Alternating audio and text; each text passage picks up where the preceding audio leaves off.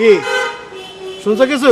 হ্যাঁ বুঝছো কিছু? বুঝছি বল। তাহলে আর কি, যাও যা যা কাগজপত্র, পাসপোর্ট, টাকা পয়সা সব রেডি করে দাও। আরে সবকিছু আমি রেডি করে রেখে দিছি না, রেডি আছে মানে? সবকিছু কমপ্লিট করে রাখছি তো, সব রেডি। কত লোক রেডি করছো? এই 900 ক্রস করবো। 900,000 মানে? আরে আমি 500 লোকের অর্ডার পাই নাকি সেটা কোনো ঠিক নাই, আর তুমি হাজার হাজার লোক জড়ো করতেছো আমার অফিসের সামনে। আরে বস, এটা ওয়েটিং লিস্টে থাকলো, এটা পরবর্তী টিভি আমরা পাঠাবো, অসুবিধা কি? পাঠাবো মানে? এদিকে তো আমার গুতা তোমার পাবলিক এসে। আরে আপনি তো ফোনে কোথায়, আমারে তো কোথায় কোথায় শেষ করে দিব। আমারে কি কুদান কোথায় আপনি এই জানেন? কিসে কিসে, এই দাঁড়াও দাঁড়াও। স্যার আমার জন্য দোয়া করবেন স্যার, আমার বিদেশ যাওয়ার স্যার কোনো উপায় নেই।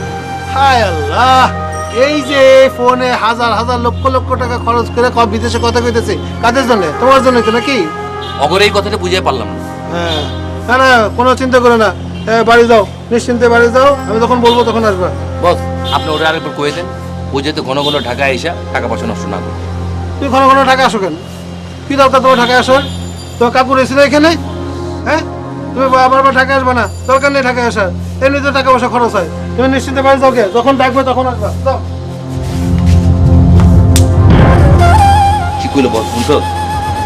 আমার কথা অমান্য করছে, আমি যা করছি তাই করছে না, যে তুই ওই প্যান প্যান প্যান প্যান করতে শুরু করে যেমন মানুষ যে মানুষ, তোর দায়িত্ব আমি নিচ্ছি না, দেখতো আর তোর তোর পাঠানোর দায়িত্ব আমার।